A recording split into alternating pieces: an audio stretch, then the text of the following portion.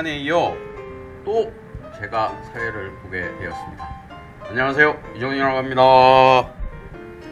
네, 아무래도 우리 동네에는 사람이 별로 없는 것 같습니다.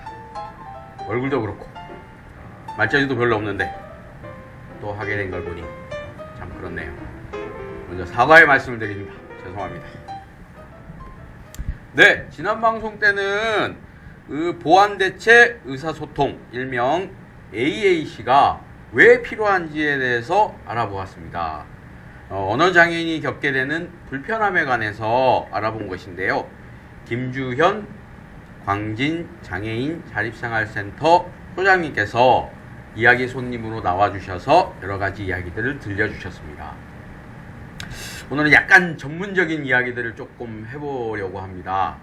예, 소통이란 무엇인지, 그리고 언어장애인의 인권, 그리고 전 국민이 들고 다닌다고 해도 과언이 아니죠. 스마트폰, 이런 것들이 어떻게 언어장애인들의 의사소통에 도움이 될 수 있을지, 그리고 스마트폰에서 실제로 사용할 수 있는 어플리케이션이 뭐가 있는지에 대해서도 좀 알아보도록 하겠습니다. 이런 얘기를 하다 보니까 예전에 경험이 하나 떠오르는데요. 장애인 인권단체에서 함께 활동을 했던 시각장애인 활동가가 한 분 있었습니다. 그분이 들고 다니는 스마트폰이 있었는데요. 그 스마트폰은 특별한 어플리케이션이 없어도 그냥 화면에 있는 글들을 쭉 읽어주는 기능이 있더라고요. 예, 그걸 보면서 스마트폰이 장애인들한테 참 고마운 도구가, 필요한 도구가 될 수 있구나, 이런 생각이 들었습니다. 네, 어쨌든 오늘은 이런 주제를 가지고 손님 한 분을 모시고 이야기를 나눠보도록 하겠습니다. 나와주세요. 자, 오늘 방송의 게스트인 이원준이라고 합니다. 저는 선천성 뇌병변 장애를 가지고 있습니다. 저는 평소에 지역사회에서 장애인들이 차별, 배제, 소외 없이 평등하고 함께 어우러져 사는 그런 세상이 되었으면 하는 바람을 가지고 있습니다. 그러기 위해서는 장애인들의 접근권이 보장되어야 한다고 생각했습니다. 물리적 접근권뿐만이 아니고 정보 접근 및 의사소통의 접근권 또한 마찬가지라고 생각합니다. 네, 그러면 먼저 의사소통이 무엇인지 그거에 대해서 먼저 이야기를 좀 한번 들어봤으면 좋겠습니다. 네, 소개해 주시죠. 의사소통은 서로의 생각과 감정을 말행동, 글 등을 통해 주고받는 것. 의사소통이 원활하다는 것은 자신이 전달하고자 하는 의미가 상대방에게 잘 이해되고 받아들여지며 또 상대방이 전달하고자 하는 의미가 자신에게 잘 이해되고 받아들여지는 상태. 사람들은 의사소통을 통해 서로 간이 사랑을 확인할 수 있고 애정과 결속력을 높일 수 있음. 서로에 대한 이해를 바탕으로 차이를 인정하고 갈등을 해결할 수 있음이라고 정리가 되어 있습니다. 그렇군요. 네, 이거 들어보니까 애정이란 말에 이렇게 눈이 확 띄네요. 귀가 확 열리네요. 네, 네, 그렇죠. 그러면 사실은 언어장애에 대해서 여러 가지로 정의가 가능한데 언어장애가 뭔지 한번 또 들어보도록 하겠습니다. 말을 바르게 발음하지 못하거나 정확하게 이해하지 못하는 상태. 인간은 말로 의사를 교환하고 있는데 이와 같은 커뮤니케이션이 잘 되지 않는 경우를 넓은 뜻으로 언어장애라고 한다. 말에는 형식적 측면인 음성과 내용적 측면인 의미의 두 측면이 있는데 커뮤니케이션은 말하는 사람이 말을 하고 듣는 사람이 그것을 받아들이는 것으로 성립된다 고 설명되어 있습니다. 네, 언어장애라는 게 이런 것이다 라고 설명해 주셨습니다. 근데 잘 전달이 되었는지 모르겠어요. 이게 좀 빠르고 말이, 그래서 어쨌든 여러분들이 조금 한번 더 돌려보시면 좋을 것 같습니다. 네. 그래요. 이번에는 그 의사소통의 사회적 의미? 이런 것들에 대해서 한번 이야기 들어봤으면 좋겠습니다. 의사소통이란 타인과의 상호작용 가운데 자신의 생각이나 정보를 전달하거나 전달된 정보를 처리하여 행동에 옮기는 과정을 의미하며 사회의 구성원으로서 역할을 다하기 위해 필수적인 요소이다 라고 설명되어 있습니다.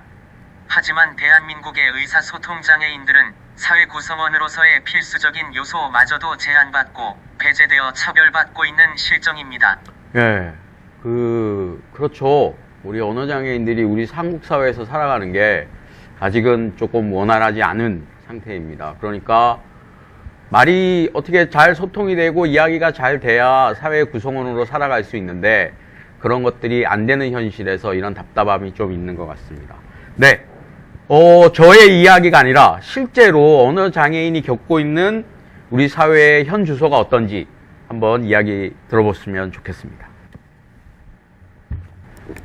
우리나라의 장애인 수 250만 명, 지체장애인 수는 전체 장애인 인구 중 130만 명으로 가장 많은 비중을 차지합니다. 하지만 장애인의 삶을 뒷받침해줄 보조기구가 부족한 것이 현재 우리의 현실입니다. 뇌병변 장애인의 경우 말소리를 제대로 낼 수 없는 발화장애나 지적, 자폐, 청각 등이 장애가 중복으로 가질 수 있기 때문에 삶의 질을 좌우하는 의사소통 부분에서 큰 불편함을 겪고 있습니다. 네. 여러 장애 유형에 대해서 또 말씀해 주셨는데, 지체 장애는 아마 저 같은 장애인을 두고 이야기하는 것 같습니다. 그리고 뭐 조금 신뢰가 되겠지만, 뇌병변 장애인이나 언어 장애인은 우리 이원주 선생님 같은 분을 이야기하는 것 같습니다. 네. 그런 것 같아요. 참 이 삶의 질?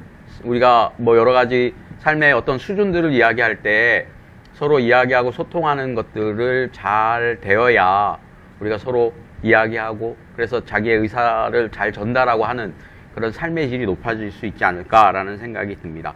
네, 이런 것들에 대해서 실제로 어떤 사례가 있는지 한번 사례들에 대해서 이야기를 한번 좀 들어봤으면 좋겠습니다. 선생님 부탁드립니다. 제 주위의 사례를 한두 가지 정도 살펴보도록 하겠습니다. 선천적 뇌성마비 장애가 있는 최연수 씨는 신체적 장애로 엄지손가락 정도만 움직일 수 있는 상태입니다. 의사소통이 어려워 학교 수업은 물론 일상 대화에서도 어려움이 컸는데요. 직접 제작한 의사소통판을 활용했지만 상대방이 이해 못하는 경우가 더 많았습니다. 뇌병변 1급인 김가영 씨는 낯선 사람과 이야기하는 것이 특히 어렵습니다.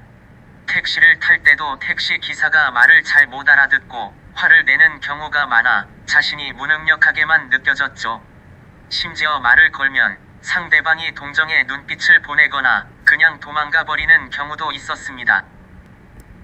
의사소통에 있어서 가장 중요한 것은 상대방입니다. 상대방이 의사소통 장애인과 대화를 할 마음과 준비가 되어 있지 않다면 의사소통이 어렵게 됩니다. 네. 그런 것 같습니다. 저도 예전에는 지금 전동 휠체어가 아니라 예전에는 목발을 가지고 이용해서 보행을 했었는데요. 걸어 다니고 했었는데요. 그때와 지금 전동 휠체어를 사용할 때 사람들이 대하는 느낌이 굉장히 달라요. 목발을 가지고 이제 사용을 하면 사람들이 이렇게 거부감 없이 이렇게 좀 이야기도 하고 이게 눈높이가 비슷하니까 그러니까 이렇게 별로 이야기하고 하는데 사람들이 거부감이 없는데 전동 휠체어를 타고 다니고부터는 사람들이 저를 대하는 눈빛이 좀 다르다 이런 걸 되게 많이 느끼거든요. 저만 해도 그런데 실제로 이렇게 언어 장애를 겪고 계신 분들 그런 사회적인 뭐 현실? 실태? 뭐 이런 것들에 대해서 조금 이야기를 한번 들어봤으면 좋겠습니다. 네. 지체, 뇌병변, 언어, 청각, 지적, 자폐성 장애로 의사소통 보조도구가 필요한 이들은 전국에 약 44만 명으로 추정됩니다.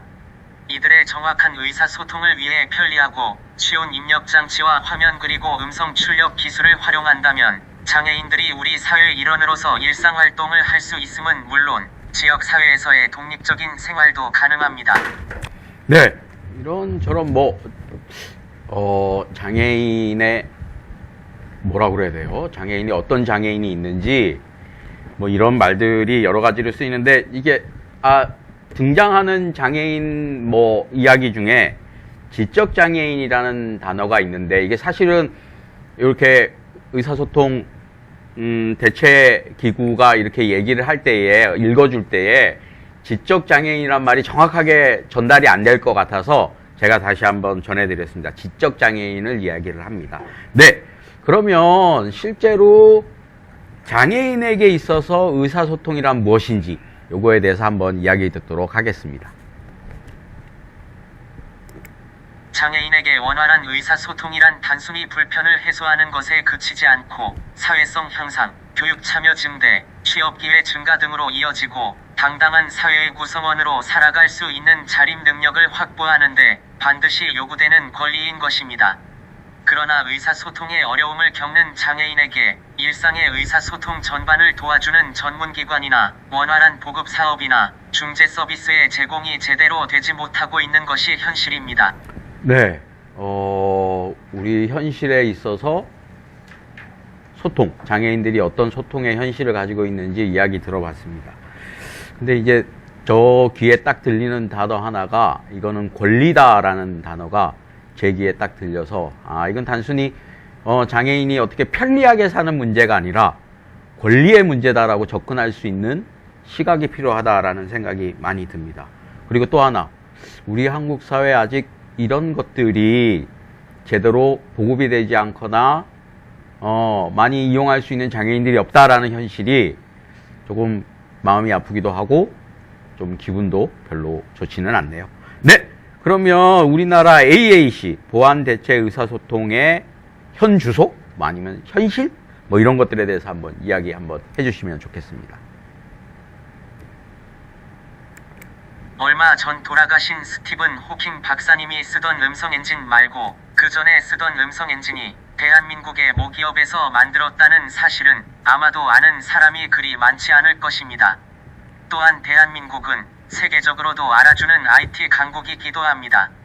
요즘 한국에 사는 외국인이 친구들을 한국에 초대하는 모예능 프로그램서도 보면 한국의 IT 기술에 대해 외국인들이 감탄을 금치 못하는 장면들이 많이 보입니다. 이렇듯 대한민국의 기술력은 세계 어디에 내놓아도 전혀 손색이 없지만 유독 장애, 복지 등과 관련된 기술력이나 전달 체계는 여전히 후진국 수준을 벗어나지 못하고 있습니다.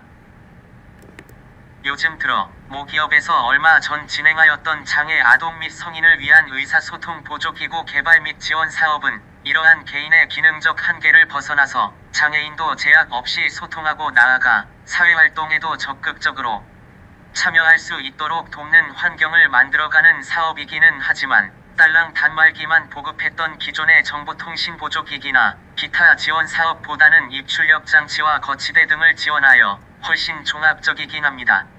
하지만 이것 역시 장애 개개인의 의사소통 지원과는 좀 거리가 있습니다.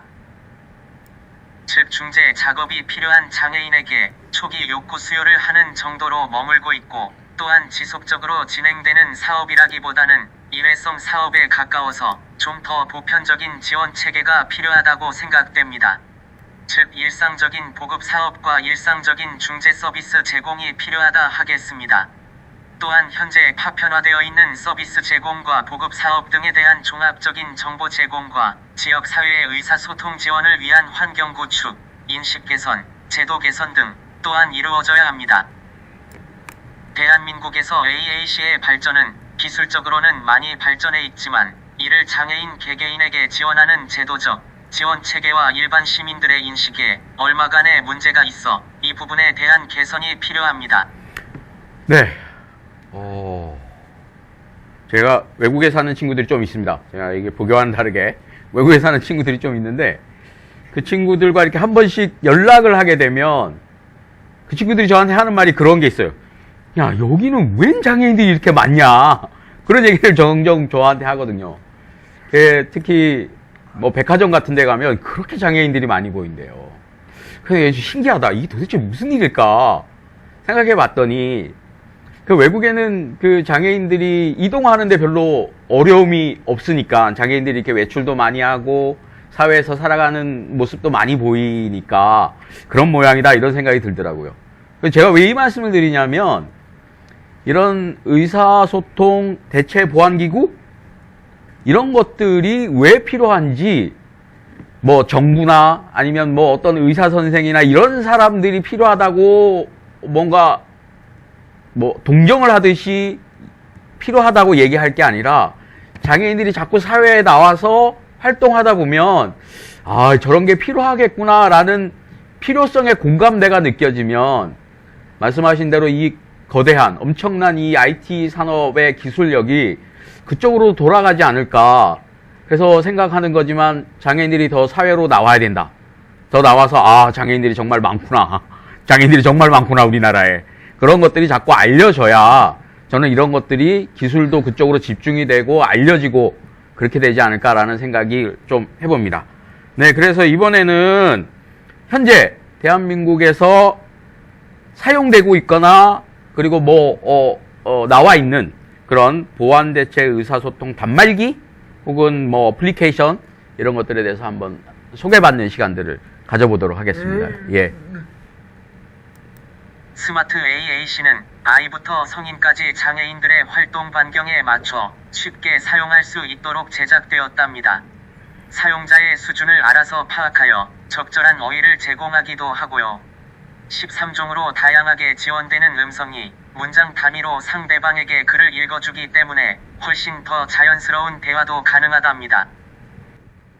장애 아동 및 성인을 위한 의사소통 보조기구 개발 및 지원 사업은 스마트 AAC 기구 지원뿐만 아니라 스마트 AAC 전문가 양성을 도모하고 의사소통 훈련을 할 수 있는 애플리케이션 개발에도 힘쓰고 있답니다. 스마트 AAC 기구 사용 실태와 효과성을 검증하고 연구하는 활동도 계속될 예정이라고 합니다. 또한 어플리케이션의 공개로 더 많은 장애인들이 접할 수 있도록 하겠다고 합니다. 네. 사실 요 방송 나가기 전에요. 이 글을 읽어주는 요 목소리를 몇 개로 한번 실험해 봤거든요. 근데 별로 이렇게 좋게 들리는 게 없더라고요. 그래서 사실은 여러분들도 이제 차를 타보시면 아시겠지만 그 내비게이션 있잖아요. 이렇게 우리한테 길을 알려주는. 그 내비게이션처럼 조금 자연스러운 그런 게 나오면 어떨까? 이런 생각을 방송 전에 잠시 해봤습니다. 네. 그러면 제가 듣기로는 지금 한국 상황에서 가장 많이 쓰이고 좋다고 정평이 나 있는 진솔이라고 하죠. 진솔이라고 하더라고요. 이 어플리케이션의 이름이. 네. 진솔이에 대해서 진솔이를 어떻게 사용하면 되는지 한번 이야기 들어봤으면 좋겠습니다. 현재 무료로 제공되고 있는 진솔이에 대해서 알아보겠습니다. 플레이 스토어를 엽니다. 검색어에 진솔이를 검색합니다. 설치합니다. 볼륨 조절을 최대로 합니다. 앱을 사용한 후엔 볼륨을 조절합니다. 직접 사용해 봅시다. 이 어플리케이션은 iOS 즉 사과 제품에서는 사용할 수가 없고요. 안드로이드 운영 체계에서만 가능합니다. 네. 사실 iOS 하면 이제 좀 다른 운영 체계인데요. 세계적으로 굉장히 많이 쓰이는 건데 여기에서도 빨리 사용할 수 있는 날이 왔으면 좋겠습니다. 근데 이거 말고도 또 다른 어플들이 또 있겠죠? 어플리케이션이 또 있겠죠? 그거에 대해서도 또 좀 소개 좀 해주셨으면 좋겠습니다. NC 소프트문화재단에서 제작한 마이 퍼스트 AAC 시리즈는 아동용 어휘와 짤막한 어휘뿐만 아니라 상징과 문자 모두 구사를 하여 자기 수준에 맞는 어플리케이션을 선택하여 사용할 수가 있습니다. 이 어플은 안드로이드와 iOS 양쪽 운영 체계별로 애플리케이션을 다운받을 수 있습니다.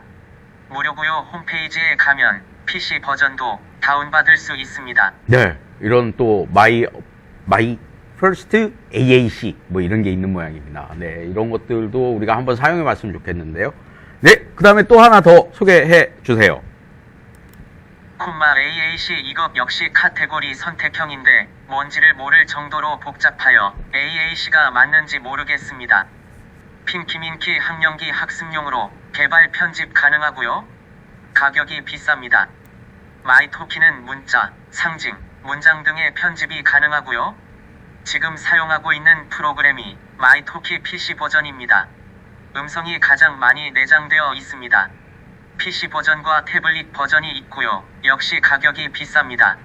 그 외에 다수의 학습용 AAC 기구들이 있습니다. 대체로 AAC 어플이 영문만을 추구하는 가운데 진소리만의 장점은 단순하면서도 명확한 우리의 소리를 대변할 수 있는 순기능을 하고 있는 것 같습니다. 네. 그런 것 같아요. 사실 이제 계속 나왔던 얘기 중에 하나가 비싸다. 이런 얘기가 좀 많이 나왔는데요. 그런 것 같습니다. 이게 권리라고 하면, 장애인들의 권리라고 하면, 의사소통 자체가 권리라고 하면 이거는 정부가 해결해야 될 문제가 아닌가, 이런 생각이 좀 들기는 합니다. 네, 그러면 이번에는 스마트폰이 언어 장애인에게 이런 영향, 아니면 앞으로 이렇게 더 발전이 돼서 이렇게 됐으면 좋겠다라는 소망, 소원, 뭐 이런 것들에 대해서 한번 이야기 들어봤으면 좋겠습니다. 기술의 발전으로 장애에 따른 소통 격차가 좁아지는 세상이 빨리 찾아오기를 바랄게요. 장애인과 비장애인이 동등한 출발선에 설 수 있는 날이 하루빨리 왔으면 좋겠습니다. 이상 장애인을 위한 의사소통의 중요성과 현주소를 말씀드렸습니다. 네, 이거는 뭐 제가 반대하거나 이게 틀렸다라는 뜻에서 드리는 말씀은 아니고요. 저는 장애인과 비장애인이 동등선에서 출발하는 거는 이게 맞나라는 생각이 늘 합니다.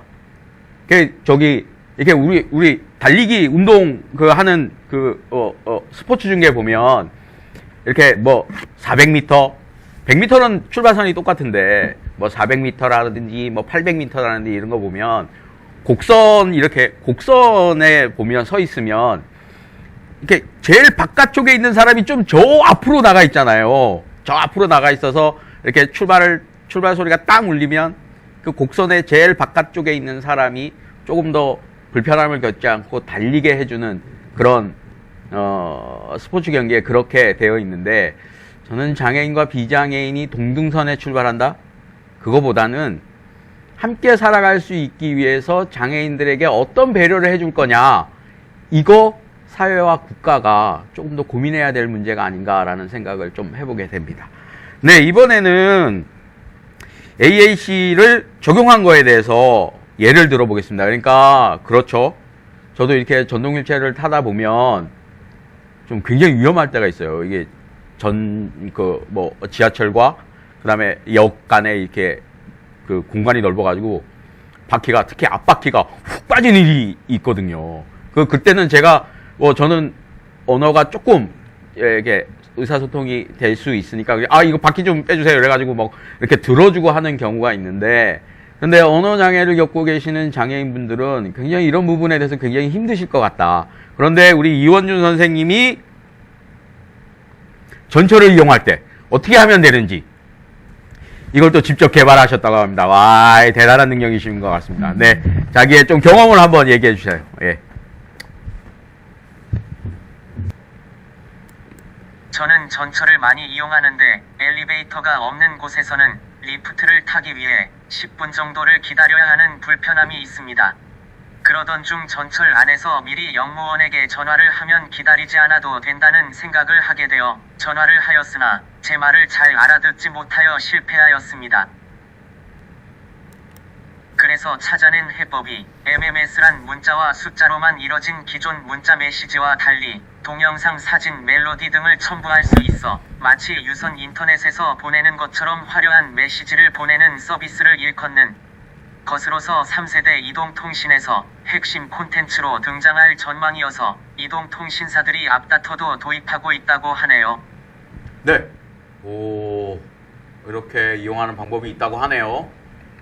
사실 이원준 선생님만큼은 아닌데 저도 이거 살짝 이런 걸 해봤어요. 뭐냐면 지하철을 타고 다니다가 굉장히 이 지하철과 역 사이가 먼 역을 제가 기억하기 시작했어요. 야, 이거 내리면 또 바퀴 빠진다. 그럼 이거 어떻게 할까? 그러다가 역마다 전화번호를 제가 제 스마트폰에다 입력하기 시작했어요. 그래가지고 역 도착하기 전에 거기다 전화를 했어요. 제가 지금 어디 역인데 발판 들고 나와주세요 라는 것들을 저도 실제적으로 해본 적이 있거든요. 정말 장애인들은 정말 온갖 것 다 기억하고 돌아다녀야 되겠다 이런 생각이 들어서 좀 사실은 짜증이 나더라고요. 내가 이거 왜 이런 것까지 기억하고 돌아다녀야 되지? 막 이런 생각이 좀 들긴 들었었는데, 그러면 실제적으로 어떻게 하면 되는지, 이 역에 어떻게 전화를 하고 어떻게 도움을 요청하면 되는지 그거에 대해서 단계별로 한번 들어보도록 하겠습니다. 1. 전동열차 타기 전에 자신이 있는 위치를 알아둔다. 2. 전동열차를 탄 후 맨 앞과 뒤에 있는 열차 번호를 알아둔다. 3. 최소 5 최대 7 정거장쯤 전에 문자를 보낸다. 4.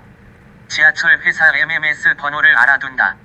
중앙선 1호선 중 G3, 분당선 코레일의 전화번호는 1544-7769이고 1호선 지하 2에서 8호선의 전화번호는 1577-1234입니다.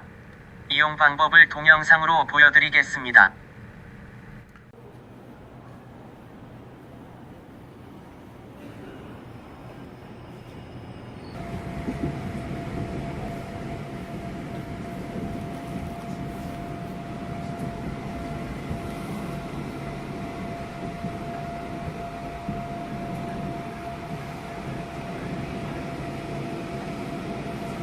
잠깐만 기다려.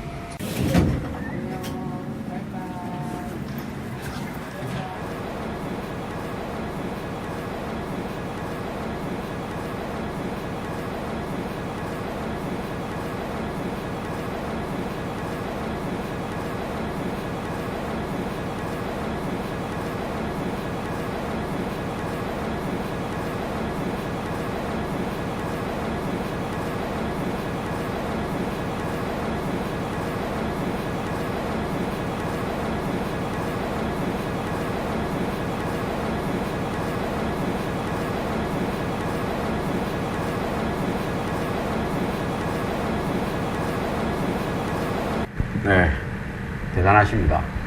저는 뭐 동영상 제작 뭐 이런 거 꿈도 못 꾸거든요. 근데 어떻게 대단하신 것 같아요, 이원주 선생님.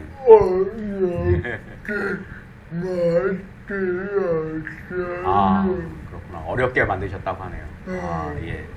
그리고 이거 또 한 가지 제가 이거 보면서 선생님 설명하실 때 좀 보니까 그런 것들도 굉장히 중요해요. 이거 1번에 전동 열차가 앞에서부터 이제 1-1, 1-2, 1-3, 1-4, 그 다음에 또 2-1 이렇게 시작하는데요. 자기가 지금 타고 있는 열차 칸의 번호를 잘 기억하셔야 될 것 같아요. 그래서 뭐 연락을 하시거나 할 때 저는 이 열차 몇 호선 열차, 여기 나와 있죠. 2번에 열차 번호를 알려주시고 저는 몇 번째 칸에 타고 있습니다 라는 것들을 정확하게 알려주시지 못하면 사실은 또 역무원은 저쪽 칸에 가 있고 자기가 실제로 타고 있는 건 또 여기 타 있고 이러니까 굉장히 또 헷갈리고 뭐 이렇게 길이 어긋나기도 합니다. 네.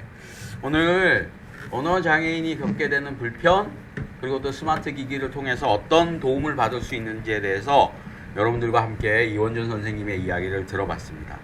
좀 아직은 좀 낯서다. 목소리도 좀 그렇죠. 이 기계에서 나오는 목소리도 좀 낯설고 그렇죠.